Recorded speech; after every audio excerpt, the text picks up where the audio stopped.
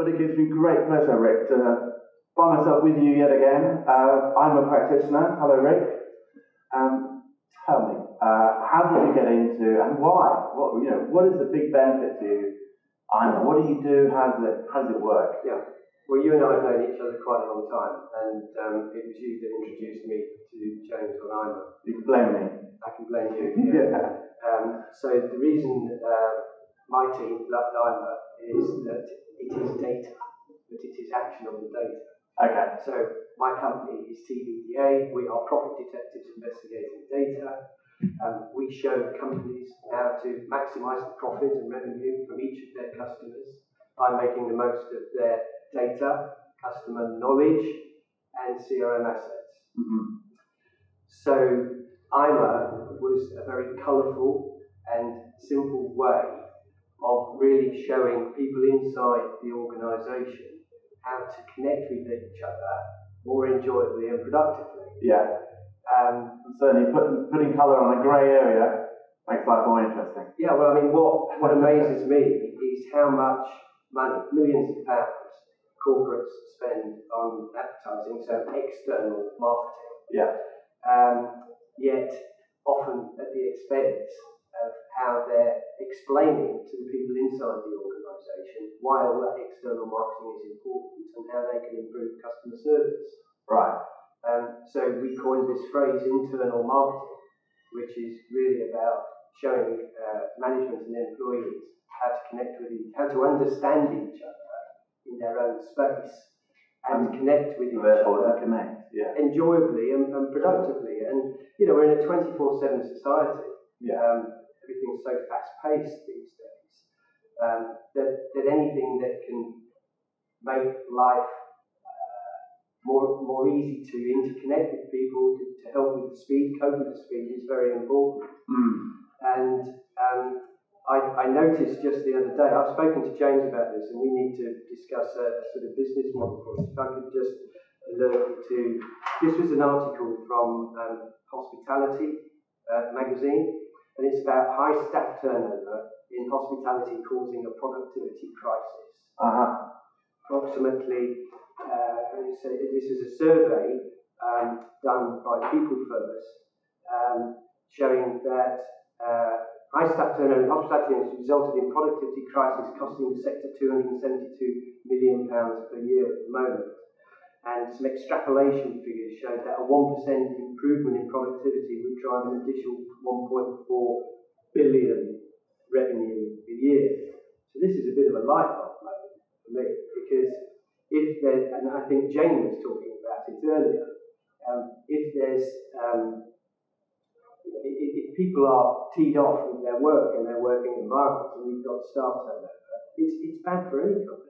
Yeah. And I'm just going to go. There was another article about how M&B, Mitchells and Butlers, ended their flagship Celtic Manor Awards, which is how they pulled all their regional managers. It's a massive company, massive corporate.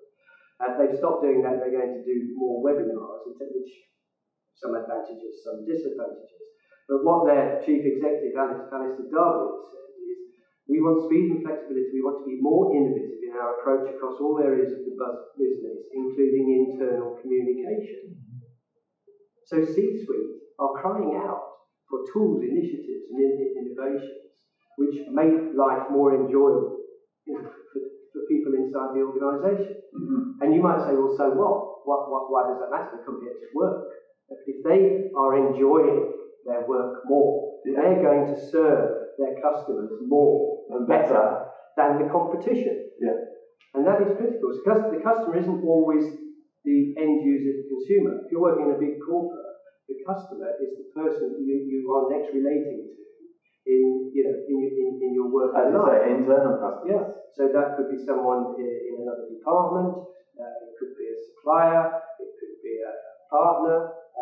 So it goes through the whole customer chain. Right, showing it in millions and billions, you're demonstrating there just how critical this piece is. Yeah, so back to hospitality, where, in restaurants and hotels or any hospitality business, the connection between the staff and the customer is absolutely critical. Yeah. Fundamental to what the customer thinks about that organisation, whether they'll come back again, whether they'll come back again, whether they tell anyone, what they put on social media. Yeah. So if there was a tool that could help address this staff turnover issue, which is disgruntled people. So if there was a tool which would help people become less disgruntled, don't you think that would contribute to 1.4 billion extra potential? And that tool could be iMA. So I think we should connect with Hospitality Magazine and Sophie Witz, who wrote this article Name check, Sophie. 20th of July. Because I think there's a very sustainable movement that we can initiate. And I'm heartened to hear what Jane's talking about in Australia and New Zealand, because it can happen and is happening. I mean, we're not talking about something that's brand new. Well, it's a Trader Media Group, as you say, has been doing it for 10 years. It's a global requirement with transferable values that can be delivered according to a simple system and framework without any major significant investment, either in time or money. It's rapidly scalable and instantly beneficial. How long would you say it would, from someone, you've been through this process, you heard about iMA, you went through the understanding of iMA, and then you applied it in your business. How quick and easy was it? It's very quick. For our business, which is half a dozen people, because we're a specialist niche company, and then we pull in other resources as required. The fact that we could understand each other within the iMA styles. Yeah. So our IT director, fortunately, is a high green. Right. Yeah. Very into process, very into detail, very into mission critical stuff. Yeah. And because we deal with millions and millions and millions of transactional data from our clients, like Stagecoach, absolute mission critical attitude to the way data is stored, analysed, and understood. That's right. I'm a high yellow, so I'm for the vision of the company and where we're going, and some of these things that I've been talking about in terms of potential initiatives and innovations. My planning director, my chief data detective, the real clever genius chap, is high red. Right. And then Kevin is he's our database manager, but he's also an office manager. He's a high blue, and keeps us all from tearing each other's throats. Yes. So you really have the whole team identified, all the colours. So would James refers to this as a band with players that play different instruments, and when you're playing different instruments, you can play in harmony? a good tune. But really, I mean, my message to corporates, not just hospitality and leisure industry, we're going to pick up with this, but my message to corporates, to CEOs, to CTOs, CFOs, CMOs, is look inside the organisation. And this is not an HR issue. This is like a sales management operational tool to help people work more harmoniously and effectively together. Now, do you think the shareholders would be interested in that? Do you think that might not drive some net extra sales and profit, such as Trader Media Group have enjoyed? Oh, I've seen lots of examples where. Yeah. Phil Hitchin, the Bellevue coach company, Phil Hitchin, he's doubled his turnover in 18 months. He's trebled his turnover. Trebled his turnover in 2 years. Yeah. Fantastic. So those are the big macrocosm opportunities in the corporate commercial world. And it could be in the public sector too, probably as well. Maybe the NHS could help. Right from the microcosm, which is your own families. So as Jane was saying, I understand my family better. Well, it's anywhere there's a team. Whether it's charity, business, not-for-profit organisations, government. So we're talking. And at home. We're talking to four corporates at the moment.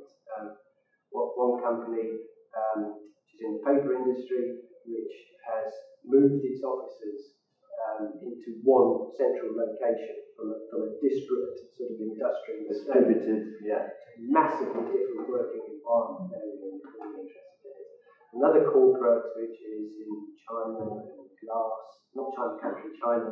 The product. Okay. Okay. What you eat on, and glass, and they are an amalgamation of four fairly famous companies. Confidentiality, because we're saying exactly who it is. But those four companies come together, so they've got four hugely different cultures. Yeah. In production, in sales, in customer service. So major issues that need to be resolved. Yeah, those are big corporations, and there's a couple of others, an international company. So I'm very interested to hear what Jane was saying about Australia and New Zealand, because it is global.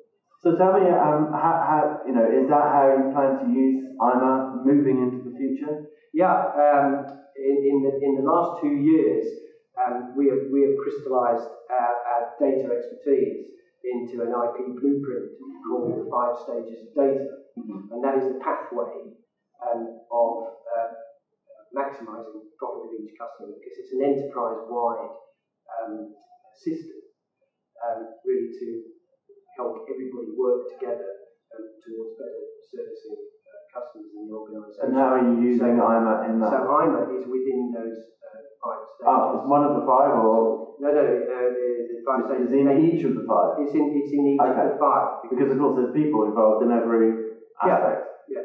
There's a visual overview mapping of the sort of reality sense check of how the organisation is now in relation to where it wants to be in the future. Yeah. So we then highlight all the IT integration pinch points issues, all the data quality issues, iMA comes into that, the monitoring and reporting issues, iMA comes into that, and then the data activation opportunities through CRM that come out of that. So one of the other things we're quite excited about is iMA is actually another lens for profiling customers. So imagine if you've got a database of 5,000, what's your business, 5,000? Yeah, or 10,000 or 100,000. And if you can give those people, share with those people the gift of iMA, i.e. knowing a little bit more about themselves, then you can colour code your database. Yeah. So if I know who is high red, high green, high yellow, high blue, then we can write to them, communicate with them in their style, in the way that they are comfortable and natural. Yeah.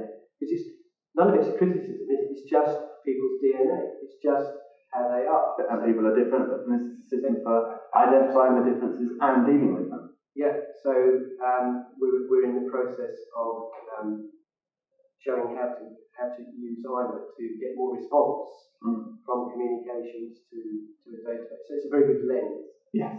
Okay. Well, Rick, that was a fantastic mini case study there. Thank you very much for sharing it with us, and I look forward to talking to you again.